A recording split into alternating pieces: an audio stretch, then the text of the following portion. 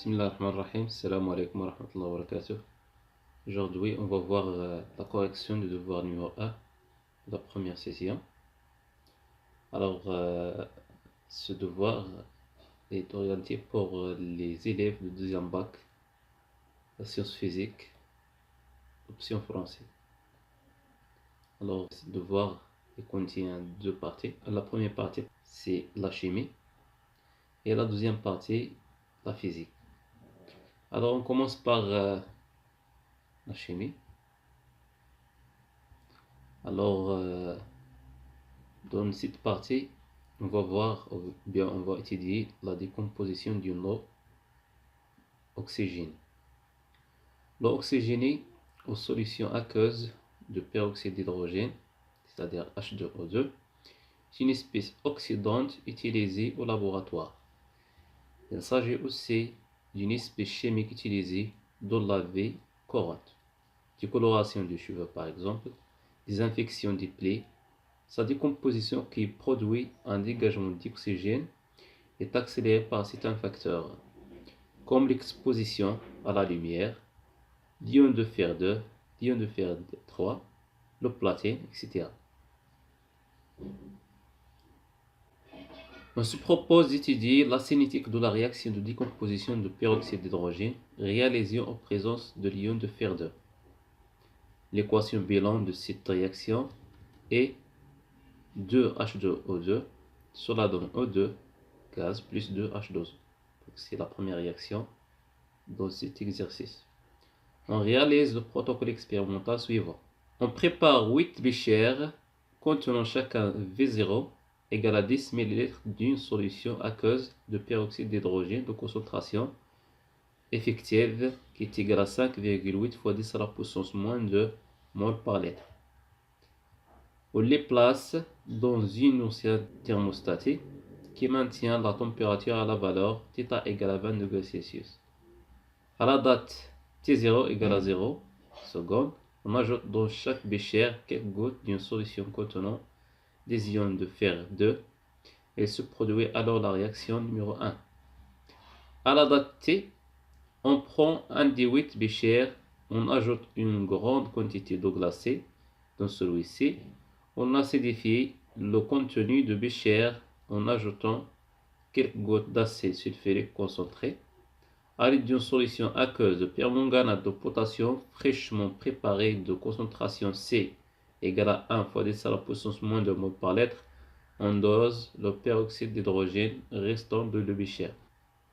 On note V, le volume de solution aqueuse de permanganate de potassium versé pour obtenir l'équivalence du dosage. L'équation bilan de la réaction du dosage d'oxydoréduction est, et voilà l'équation d'oxydoréduction du dosage, c'est-à-dire la réaction numéro 2. Alors, on commence par 1, à propos du protocole. Donc, quel est le rôle des ions fer 2 et quel est le rôle de l'ajout d'eau glacée? Alors, d'après l'énoncé, la décomposition de l'eau oxygénée par certains facteurs, ou bien on utilise certains facteurs, c'est-à-dire soit l'exposition à la lumière, soit les ions de fer 2, soit les ions de fer 3. Dans cette expérience, nous avons utilisé le fer 2. Donc le but d'utiliser le fer 2, c'est d'accélérer cette réaction, bien cette décomposition de H2O2. Donc le rôle que jouent les ions de fer 2 est le rôle d'un catalyseur. Voilà. Le rôle de l'eau, ou bien de l'ajout de l'eau glacée, est pour diminuer la vitesse de réaction. Ça est, par le but d'arrêter la réaction qui se fait, ou bien la réaction de décomposition. Donc, lorsqu'on ajoute l'eau glacée, la concentration de la solution va diminuer et aussi la température de la solution va diminuer. Donc, on a deux facteurs cinétiques qui influent la vitesse de la réaction en général. Donc, on va diminuer la concentration et la température au but d'arrêter la réaction qui se fait, ou bien la réaction de décomposition de l'oxygène. Maintenant, la deuxième question, quelle verrerie utilise-t-on pour prélever 10 ml de solution de peroxyde d'hydrogène? Alors, on utilise la pipette jaugée. Alors, il y a plusieurs verreries, mais la plus fréquente, c'est la pipette jaugée parce que l'incertitude est diminue, ou bien est très inférieure à les autres verreries. Donc, pour cette raison, on utilise la pipette jaugée. La troisième question, quels sont les couples oxydants réducteurs mis en jeu à la réaction numéro 2? Donc, on a dans cette réaction, on a deux réactifs. Cette réaction, c'est une réaction de dosage. On a le but de cette réaction est de déterminer la quantité de matière ou bien la concentration de H2E2. Donc H2O2, c'est le réactif titré. Pour déterminer la quantité de matière de H2O2, bien la concentration de H2O2, on utilise le permanganate de potassium. Et on a MnO4- est mis en jeu de cette réaction. Donc MnO4-, c'est l'oxydant qui va réagir. Alors les couples mis en jeu sont O2, H2O2 et MnO4-, Mn2+. Ça y est. Donc voilà les couples mis en jeu. Maintenant on passe à la deuxième partie. L'étude de la réaction de décomposition de l'eau oxygénée à la température θ1 égale à 20 degrés Celsius. Sur le graphe de la page numéro 2, on a représenté la concentration en peroxyde d'hydrogène restant en fonction du temps. La courbe numéro 1. On mesure la vitesse instantanée volumique aux instants de la date, ou bien de date T1 égale à 12 minutes et T2 égale à 20 minutes. On trouve les vitesses de réaction. V égale à 1,1 millimol fois le litre moins 1 fois le minute moins 1 et V' égale à 1,6 millimol fois le litre moins 1 fois le minute moins 1. Donc la première question de 1, donnez l'expression de la vitesse volumique instantanée. Alors par définition, la relation, bien l'expression de la vitesse de réaction est V à l'instant t égale à 1 divisé par V fois la dérivée de x, l'avancement de la réaction par rapport au temps, à l'instant t. La deuxième question, trouvez l'expression de la vitesse volumique en fonction de la dérivée de la concentration effective de peroxyde d'hydrogène ou bien l'eau oxygénée par rapport au temps. Comment peut-on la déterminer graphiquement? Alors, pour déterminer l'expression de la vitesse volumique en fonction de la dérivée de la concentration effective de H2O2 par rapport au temps, on fait premièrement le tableau d'avancement de la réaction de décomposition. Alors le tableau d'avancement ou bien le tableau descriptif toujours contenant 4 éléments. Le premier élément, l'équation de la réaction, voilà l'équation de décomposition. Deuxième élément, l'état du système. Troisième élément, l'avancement de la réaction. Et le quatrième élément, les quantités de matière des espèces chimiques. Alors, voilà le tableau d'avancement. On a à l'état initial, on a l'avancement de la réaction égale à 0. Donc, la quantité de matière restante de H2E2, c'est la quantité de matière initiale, c'est-à-dire la concentration initiale fois le volume V0. Pour O2, la quantité de matière à l'état initial égale à 0. L'eau est toujours en excès dans les solutions aqueuses. À l'état intermédiaire, on a l'avancement de la réaction, c'est x différent de 0. Et la quantité de matière restante, c'est la quantité de matière initiale moins 2x. Pourquoi? Parce qu'il y a le coefficient stéchiométrique qui est égal à 2 ici. Pour O2, la quantité de matière est égale à x. À l'état final, x max, l'avancement de la réaction prend une valeur maximale. La quantité de matière restante à l'état final est la quantité de matière initiale moins le 2x max. Et la quantité de matière de E2 égale à x max. C'est ou bien x final. C'est la même chose dans ce cas. Alors, d'après le tableau d'avancement, on a la quantité de matière restante de H2E2 égale à la concentration effective initiale de H2E2 fois le volume V0 moins 2x égale aussi à la concentration à l'instant T, ça y est, fois le volume V0 de la solution. Maintenant, on va déterminer l'expression de x en fonction des autres grandeurs, c'est-à-dire les concentrations et le volume. Donc on obtient que 2x égale à la concentration initiale de H2O2 fois le volume V0 moins la concentration de H2O2 fois le volume V0.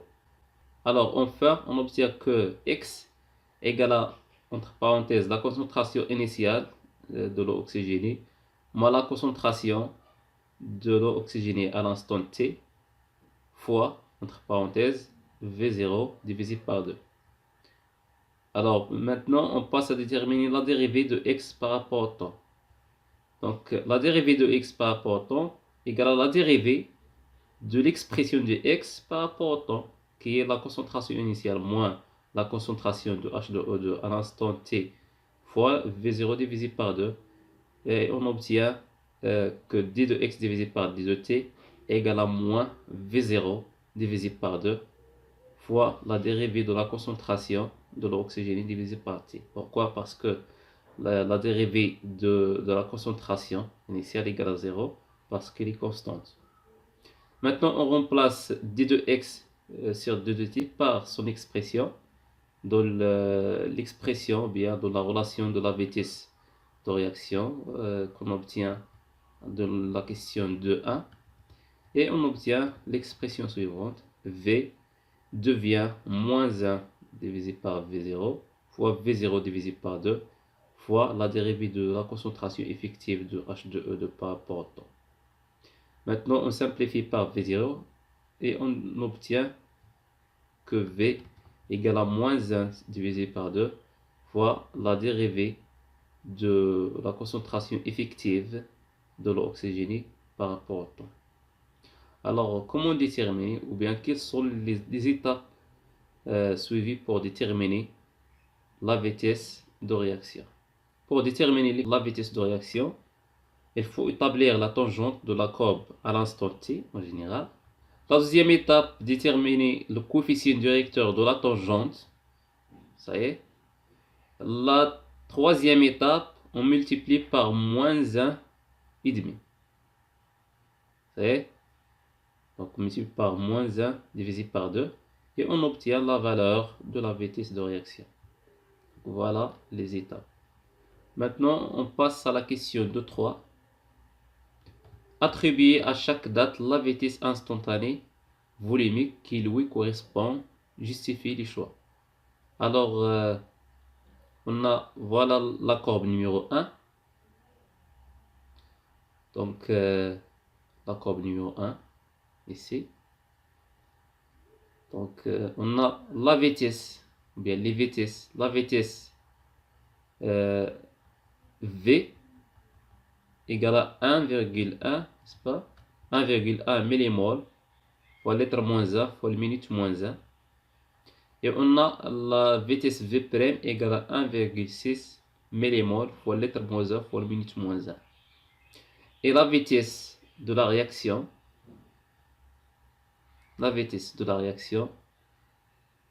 d'après le graphe, il diminue au cours du temps.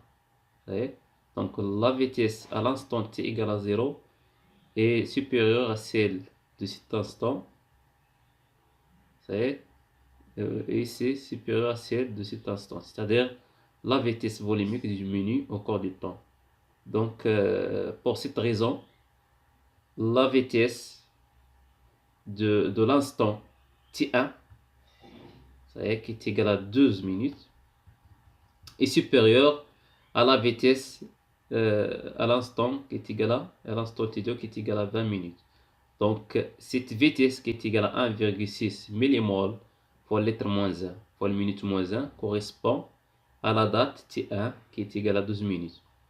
Et cette vitesse qui est égale à 1,1 millimol fois le litre moins 1 fois la minute moins 1 correspond à l'instant T2 qui est égal à 20 minutes. Voilà la réponse. Maintenant, on passe à la question numéro 2-4. Définir et déterminer graphiquement le temps de demi-réaction T1 Alors,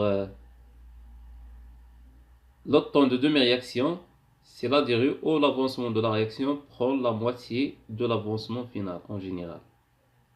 C'est-à-dire, donc voilà la définition d'après le corps. Maintenant, comment déterminer l'instant de demi-réaction de cette réaction? Graphiquement, bien sûr. Donc, on détermine la valeur de la concentration, la moitié de la concentration initiale dans ce cas. Donc, et on fait la moitié et on fait la projection sur l'axe des abscisses et on obtient le temps de demi-réaction égal à 15 minutes. Donc, on a cette valeur qui est égale, presque égale à 60. Donc, 60 divisé par 2 égale à 30. Donc, voilà l'intersection de la moitié de la concentration initiale. Ça y est, avec la courbe, bien sûr, la courbe numéro 1. Et on fait l'intersection et on obtient le temps de demi-réaction qui est égal à 15 minutes. Pourquoi 15 minutes? Parce que T est noté en minutes.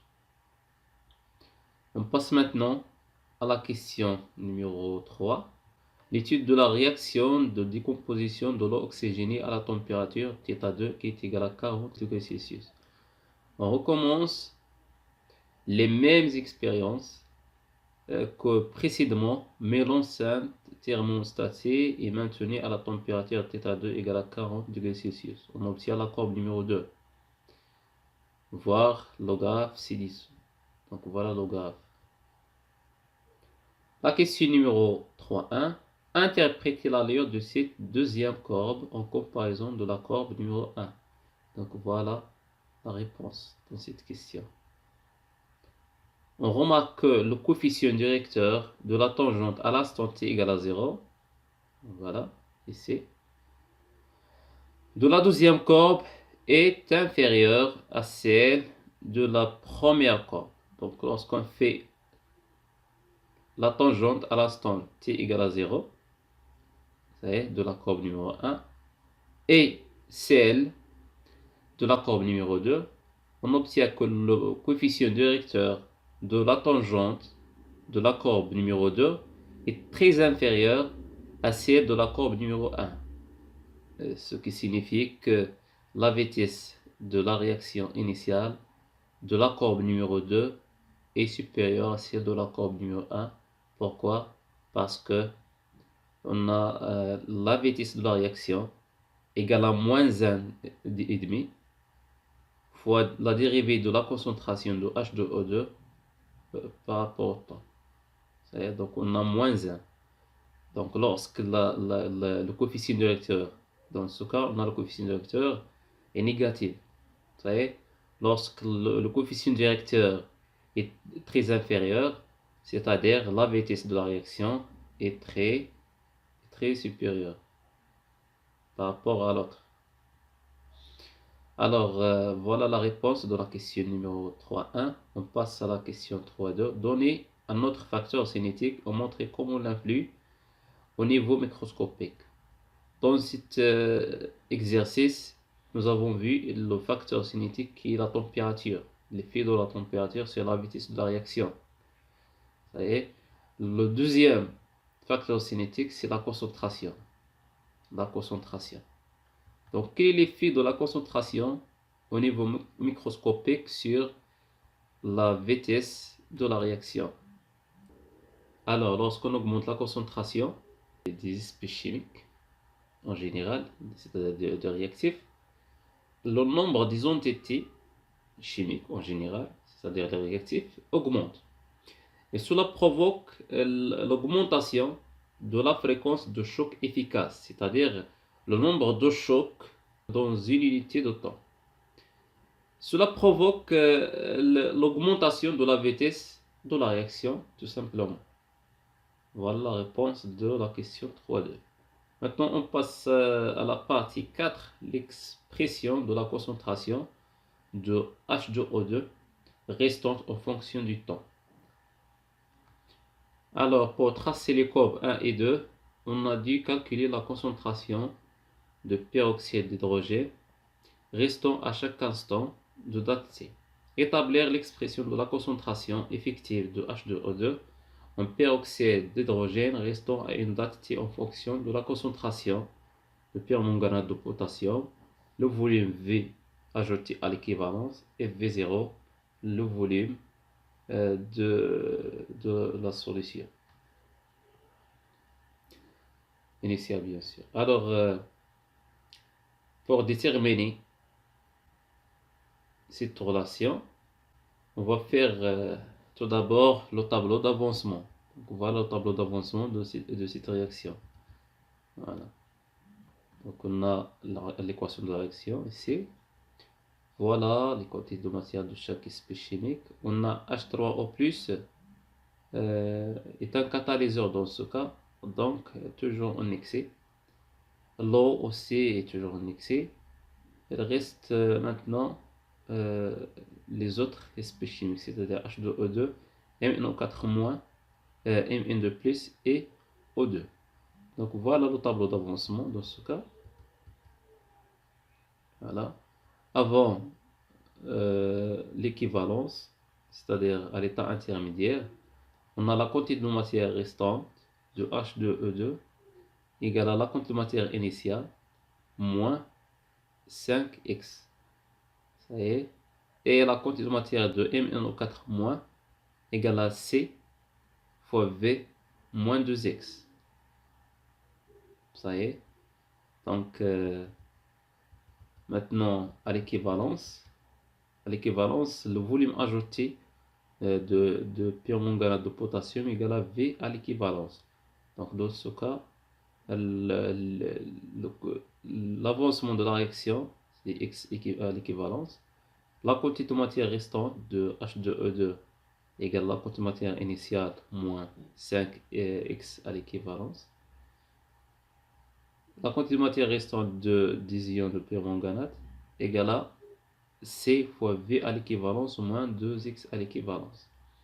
Et pour les produits, on a la quantité de matière pour l'oxygène, le dioxygène égale à 5x à l'équivalence. Et pour les ions de manganèse égale à 2x à l'équivalence. Donc voilà le tableau d'avancement. Maintenant, pour déterminer cette relation, on a à l'équivalence la quantité de matière en général de l'eau oxygénée à l'état final, c'est-à-dire à l'équivalence égale à 0. Et d'après le tableau d'avancement, on a cette quantité de matière égale à la quantité de matière restante de H2O2 moins 5x à l'équivalence égale à 0. Ça y est. Et de même façon, pour MnO4-, c'est-à-dire les ions de permanganate, la quantité de matière restant à l'état final égale à 0, c'est-à-dire C, ça y est, fois V à l'équivalence moins 2x à l'équivalence égale à 0. C'est-à-dire que x à l'équivalence, d'après cette expression, égale à la quantité de matière de H2O2 restante divisé par 5. Et x à l'équivalence aussi égale à C fois V à l'équivalence divisé par 2. Donc ici on a le volume à l'équivalence. Ça c'est le volume à l'équivalence. Voilà, c'est-à-dire que la quantité de matière de H2O2 divisé par 5 égale à C fois V à l'équivalence divisé par 2. Donc on peut déterminer maintenant la quantité de matière de H2E2 qui est égale à 5 fois C fois V divisé par 2. Donc on multiplie de deux côtés par 5 pour obtenir la quantité de matière de H2O2 restante. Ça y est. Donc voilà. On a d'autre part, on a la quantité de matière de H2O2 égale à la concentration effective de l'eau oxygénée fois le volume de la solution V0. Donc, on remplace la quantité de matière par son expression. Donc, cette expression devient la concentration effective restante fois le volume V0 égale à 5 fois 6 fois V à l'équivalence. Donc, on peut obtenir que la concentration effective de l'eau oxygénée égale à 5C fois V à l'équivalence divisé par 2V. Donc, voilà l'expression de la concentration de l'eau oxygénée ou bien de peroxyde d'hydrogène en fonction des autres éléments qui sont le volume à l'équivalence ajoutée de la solution de permanganate de potassium et sa concentration et le volume bien sûr initial.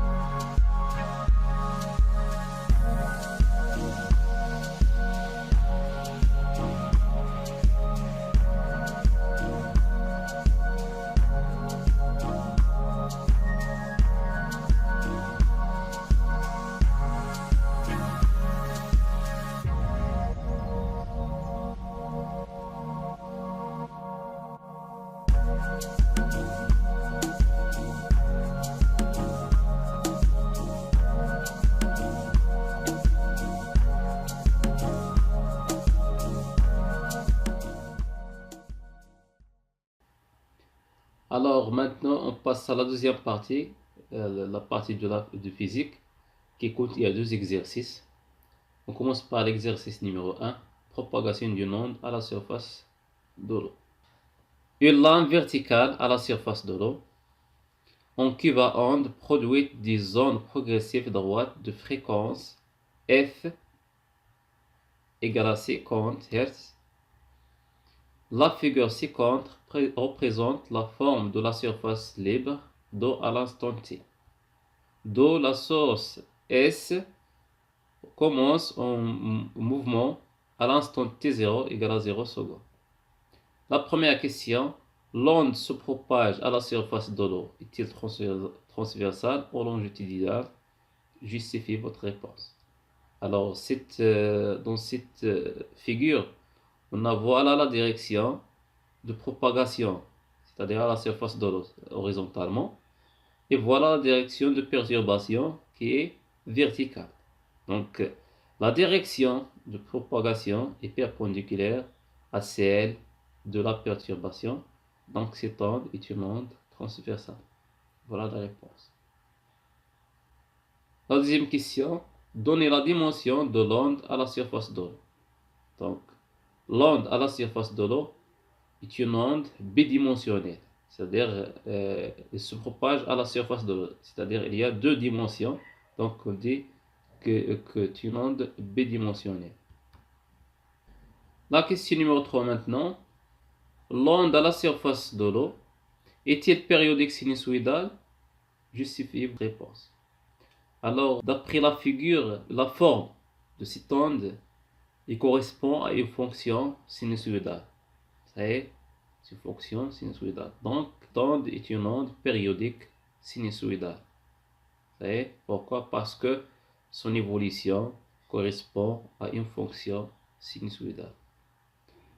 La question numéro 4, déterminer la longueur d'onde lambda. Alors, la longueur d'onde, c'est la distance séparant deux motifs consécutifs identiques. C'est-à-dire 2 points consécutifs en phase. On a par exemple ces 2 points sont en phase. Ça y est, et consécutifs aussi. Donc cette distance, c'est la longueur d'onde. Donc la longueur d'onde, d'après cette figure, égale à combien de carreaux? Il y a 4 carreaux. Et chaque carreau égale à 1 cm. Donc lambda égale à 4 fois 1 cm, c'est-à-dire égale à 4 cm. La question numéro 5, calculer la célérité de propagation V. Donc pour calculer la célérité de propagation, on sait que la célérité V égale à la longueur d'onde fois la fréquence. La longueur d'onde, nous avons déjà déterminé dans cette question, c'est-à-dire la question numéro 4, qui est égale à 4 cm. La fréquence, on a dans l'énoncé égale à 50 Hz. Donc, on fait l'application numérique, c'est-à-dire V égale à 4 fois 10 à la puissance moins 2 fois 50, et on obtient la valeur de la vitesse ou bien la célérité de propagation qui est égale à 2 mètres par seconde. Maintenant, on passe à la question 6. Un corps léger M se flotte sur l'eau de distance D égale à 8 cm de la source S. La question 6.1. Comparer le mouvement du corps léger M et de la source S et le mouvement de la point ou bien du point M et le point A. Pour comparer le mouvement du corps léger M et le mouvement de la source S, on fait le rapport de la distance D et la longueur d'onde lambda. Donc on a D égale à 8 cm, ça y est, et lambda égale à 4 cm, donc D divisé par lambda égale à 8 divisé par 4, c'est-à-dire égal à 2. C'est-à-dire la distance D égale à 2 lambda. La distance D entre S et M égale à un nombre entier de la longueur d'onde qui est égal à 2. Ça y est, donc les points S et M sont en phase. Donc voilà la réponse. Maintenant, d'après la figure, on va comparer le mouvement du point M et le point A. Donc voilà le point A et voilà le point M. Alors ici, voilà le front de l'onde. Alors au cours du temps, le point A monte, mais le point M descend. Et donc le point A et M sont en opposition de phase. Donc le point A et M sont en opposition de phase. Donc voilà la comparaison entre les deux points. Maintenant la question 6.2. Calculer le retard taux de M par rapport à la source S et la période T. En général, la célérité égale à Sm, c'est-à-dire la distance entre les deux points S et M, divisé par le retard taux. Donc, on déduit que le retard taux égale à la distance Sm divisé par la célérité V. La valeur de Sm égale à 8 fois 10 à la puissance moins 2 mètres. Et la vitesse, ou bien la célérité V égale à 2 mètres par seconde. Donc voilà, on fait l'application numérique et on obtient que le retard temporaire taux égale à 4 fois 10 à la puissance moins 2 secondes. La question 6.3, déduire la relation entre le retard taux et la période T. Dans la question 6.2, on calcule la période T. La période T, on peut déterminer, ou bien on peut la déterminer par deux façons.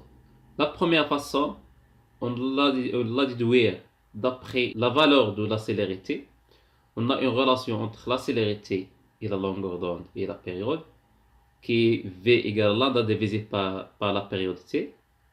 Et aussi, on peut déduire, ou bien calculer, la valeur de la période T d'après la valeur de la fréquence. On a une relation entre la fréquence F et la période qui est F égale à 1 sur T, ou bien T égale à 1 sur F. On a la valeur de F qui est égale à 50 Hz. Donc, on fait l'application numérique. On obtient à côté la période égale à 2 fois 10 à la puissance moins 2 secondes. Maintenant, la question 6.3. Pour déduire la relation entre taux et la période T, on fait le rapport de taux et t. Donc, on a la valeur de taux qui est égale à 4 fois 10 à la puissance moins 2 secondes. Et on a la valeur de t qui est égale à 2 fois 10 à la puissance moins 2 secondes. Donc, t divisé par taux égale à 4 fois 10 à la puissance moins 2 divisé par 2 fois 10 à la puissance moins 2. On simplifie par 10 à la puissance moins 2 et on simplifie aussi par 2. On obtient que taux divisé par t égale à 2. C'est-à-dire taux, le retard temporaire, égale à 2 fois t. Ou bien égale à 2t. Donc voilà la relation entre le retard et la période. Maintenant la question 6.4. Représenter l'élongation de S et M. Donner la relation entre l'élongation des deux points. Alors dans cette question, voilà l'élongation de deux points. Voilà. En général, l'élongation d'un point, c'est-à-dire la variation de Y, c'est-à-dire l'amplitude de ce point au cours du temps. Alors, pour déterminer, bien pour représenter l'élongation d'un point, il faut reconnaître le front de l'onde, aussi la forme de l'onde, ensuite la durée de l'onde, et le retard aussi, lorsqu'on fait par exemple représenter les deux élongations de deux points, par exemple comme dans ce cas. Donc voilà, on a d'après la figure, on a à l'instant t égale à 0, le point S subit le phénomène de propagation. Donc le point, voilà le front de l'onde, c'est-à-dire le point M subit ou bien monte au cours du temps. Donc voilà le front de l'onde. Donc à l'instant t égale à 0, l'élongation du point S égale à 0. Donc voilà, t0 égale à 0. Donc le point S à l'instant t égale à 0 égale à 0. Au cours du temps, le point S monte. Ensuite, descend. Ensuite aussi monte. Donc dans ce cas, on a l'élongation, ou bien l'amplitude du onde égale à 1 cm. La durée de l'onde, c'est-à-dire la longueur d'onde, divisée par la célérité.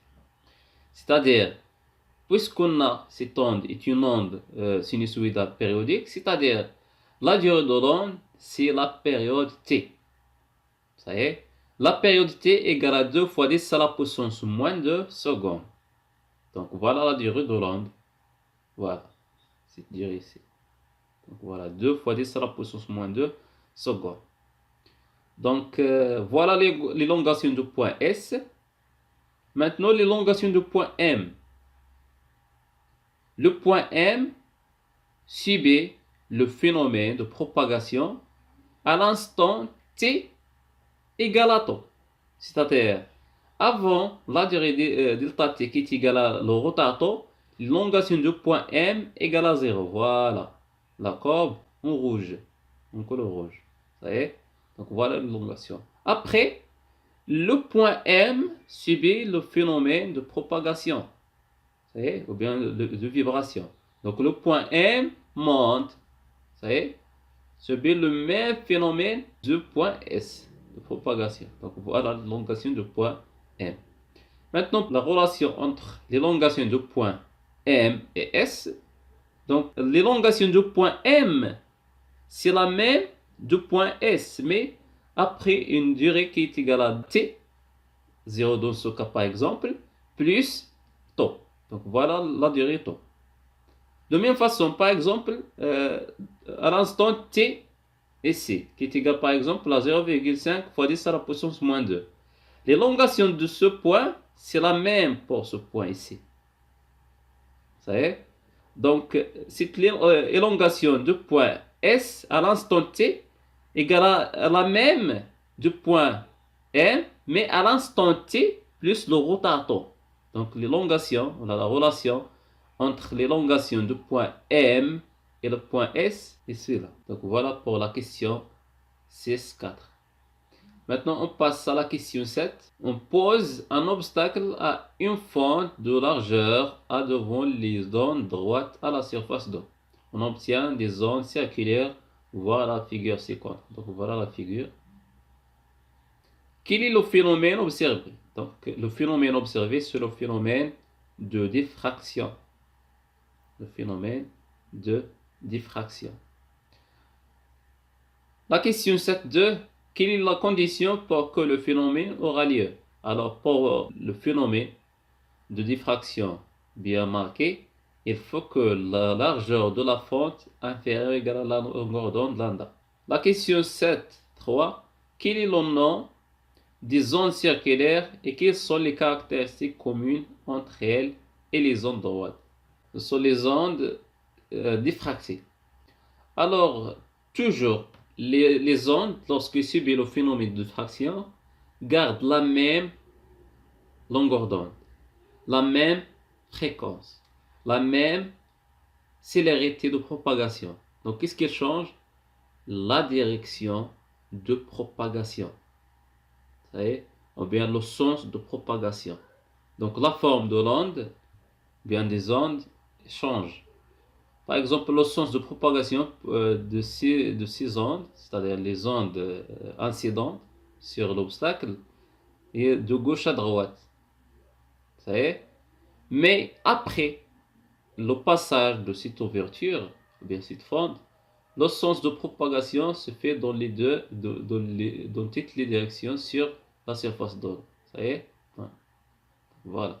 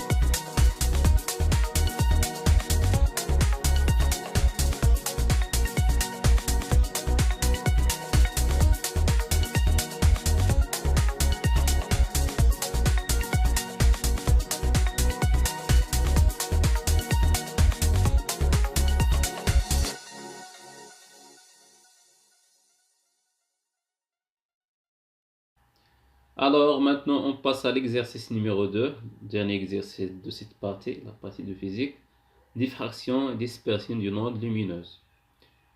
Les rayons laser sont utilisés dans plusieurs domaines grâce à leurs propriétés optiques et énergétiques. Parmi ces utilisations, l'emploi des rayons laser pour déterminer les dimensions microscopiques de certains corps. Pour la suite de l'exercice, on réalise les deux expériences suivantes. Alors on a deux expériences. L'expérience numéro 1, on éclaire une plaque P comportant une fente de largeur A1 par une lumière monochromatique de longueur d'onde lambda, émise par une source laser, puis on place un écran E à une distance D qui est égale à 1,6 m de la fente, bien sûr. La figure numéro 1. Voilà la figure.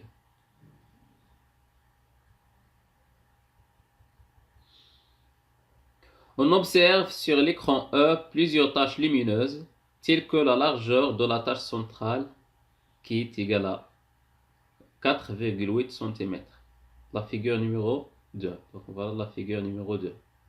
Voilà la largeur de la tache centrale. La question 1. Recopier la figure 1 et compléter le trajet du rayon lumineux après son passage à travers la fente. Puis donner le nom du phénomène représenté sur la figure numéro 2. On a dans la figure numéro 1, la fente est horizontale. Donc on a toujours la fente est perpendiculaire à les taches lumineuses alignées. Donc, lorsque la fente est horizontale, les taches lumineuses sont verticales. Pourquoi? Parce qu'ils sont toujours perpendiculaires. Et vice-versa. C'est-à-dire, lorsque la fente est verticale, les taches lumineuses sont bien obtenues horizontales. Donc, on a la fente horizontale. Voilà le faisceau laser.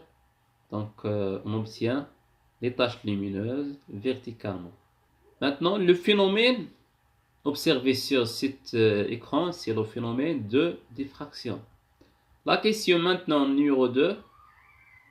C'était la condition que doit satisfaire la largeur de la fente A pour que ce phénomène aura lieu. Alors, pour obtenir le phénomène de diffraction, il faut que la largeur de la fente soit très petite. La question numéro 3. Écrire l'expression de l'écart angulaire θ entre le milieu de la tâche centrale et l'une de ses extrémités en fonction de L1 et D. Donc voilà l'expression de θ. θ égale à L1 divisé par 2D. La question numéro 4. La courbe de la figure 3 représente les variations de θ en fonction de 1 sur θ. Voilà la courbe. La question 4.1. Comment varie la largeur de la tâche centrale avec la variation de A? Donc voilà la réponse de cette question. La largeur de la tâche centrale est inversement proportionnelle avec la largeur de la fente A. Donc lorsque la largeur de la fente augmente, la largeur de la tâche centrale diminue et vice-versa. Maintenant la question 4.2. Déterminer lambda graphiquement et calculer la largeur de la fente A1.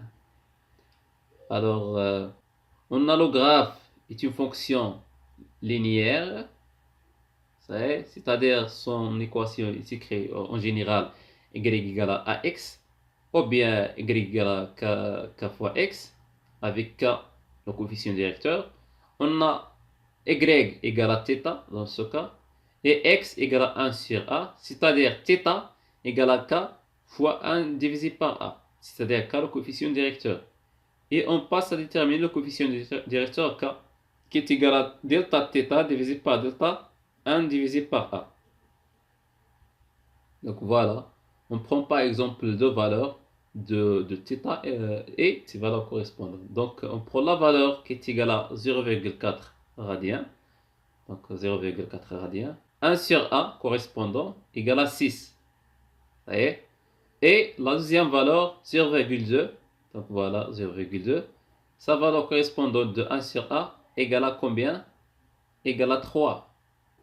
Donc on multiplie par 10 à la puissance 6 ici, et on obtient que k égale à 6,67 fois 10 à la puissance moins 7 mètres, c'est-à-dire égal à 767 nanomètres. Et on a d'autre part, pour déterminer la valeur de la longueur d'onde lambda, on a θ par définition égale à lambda divisé par a, c'est-à-dire k divisé par a, d'après cette expression ici, égale à lambda divisé par a, c'est-à-dire lambda, c'est le coefficient directeur de cette courbe ici. C'est-à-dire lambda égale à 767 nanomètres. Maintenant, on passe à déterminer la largeur de la fente A1. Donc, on sait que l'écart angulaire égale à lambda divisé par A1 égale aussi à L1 divisé par 2D, d'après la question précédente. Donc, on déduit que A1 égale à 2D fois lambda divisé par L1, d'après cette expression. Donc, A1, d'après cette expression, A1 divisé par lambda égale à 2D divisé par L1. Et on multiplie les deux côtés par lambda et on obtient que A1 égale à 2D lambda divisé par L1. Et on fait l'application numérique. On a D égale à 1,6 m, lambda égale à 6,67 fois 10 à la puissance moins 7 mètres, L1 égale à 4,8 cm, c'est-à-dire on multiplie par 10 à la puissance moins 2 pour transformer le centimètre en mètre. Et on obtient que la valeur de A1 égale à 4,4 fois 10 à la puissance moins 5 mètres. Maintenant, on passe à la question, ou bien à l'expérience numéro 2. On remplace le laser par une source de lumière blanche et la fonte par un prisme en verre. Alors, la question 1. Quelle est la grandeur qui ne change pas lors du passage d'une radiation de l'air dans le verre?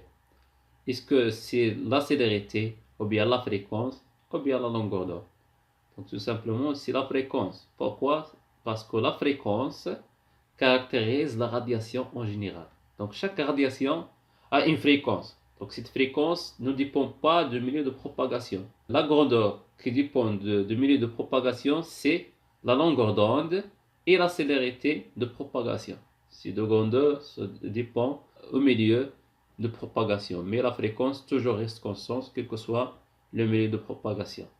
Voilà la réponse de la question numéro 1. Alors maintenant, la question numéro 2. Donnez la relation qui définit l'indice de réfraction d'un milieu transparent pour une radiation lumineuse monochromatique en précisant la signification des symboles utilisés. Alors, par définition, l'indice de réfraction N égale à C divisé par V. Avec C, la célérité de propagation de la lumière dans le vide. Et V, la célérité de propagation de la lumière dans le milieu correspondant. Et donc voilà l'expression de l'indice de réfraction. Maintenant, on passe à la question numéro 3. La question numéro 3, on donne la célérité de la lumière dans le vide, C qui est égal à 3,00 fois 10 à la puissance 8 mètres par seconde.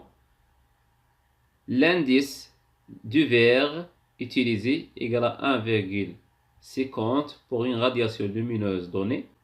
Calculez la célérité de cette radiation dans le verre. Alors, pour déterminer la célérité dans le verre, on utilise cette expression. Donc on sait que l'indice de réfraction N égale à C divisé par V, c'est-à-dire V, la célérité dans le verre de la lumière, égale à C divisé par N.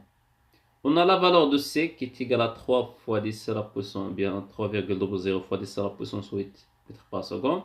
L'indice de réfraction N égale à 1,50. Donc on fait l'application numérique, on obtient que la valeur de V égale à 2,00 fois 10 à la puissance 8 mètres par seconde. Donc voilà la réponse de cette question. Maintenant la question numéro 4. Qu'appelle-t-on un milieu dispersé? Qu'est-ce qu'un milieu dispersé? Alors nous avons vu dans le cours que dans un milieu dispersif, toujours la célérité de propagation dépend de la fréquence. Donc, lorsque la célérité de propagation dépend de sa fréquence, on dit que ce milieu est un milieu dispersif tout simplement. Maintenant, on passe à la question numéro 5. Lorsque la lumière passe de l'air dans le prisme et les dévie, on observe que C, on fixe la valeur de E, l'angle d'incidence. La valeur de R varie lorsque la fréquence de la radiation incidente varie. Déduire de ces informations à partir de la relation de Descartes et la définition de l'indice de réfraction que le verre est un milieu dispersif. Alors, on a d'après la deuxième loi de Descartes sur la surface numéro 1 du prisme, on a sinus l'angle E égale à n fois sinus R. C'est-à-dire l'indice de réfraction n égale à sinus E divisé par sinus R. Alors, d'après cette expression, on déduit que l'indice de réfraction dépend de la radiation.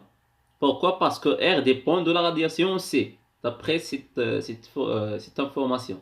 Ça y est? Donc, l'indice de réfraction dépend de la nature de la radiation, c'est-à-dire dépend de sa fréquence. Donc, on conclut que l'indice de réfraction dépend de la fréquence de la radiation.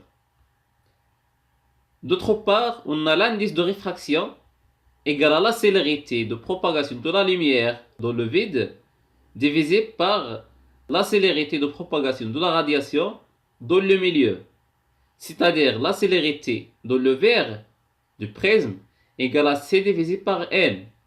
Et on a N dépend de la fréquence de la radiation, c'est-à-dire la célérité dépend de la fréquence de la radiation. Ce qui signifie que le milieu est un milieu dispersif. Pourquoi? Parce que la célérité V dépend de sa fréquence. Donc voilà la réponse de ce devoir. Merci pour votre attention et à la séance prochaine, Inch'Allah. Si vous avez des questions, s'il vous plaît, n'hésitez pas de les poser. Au revoir.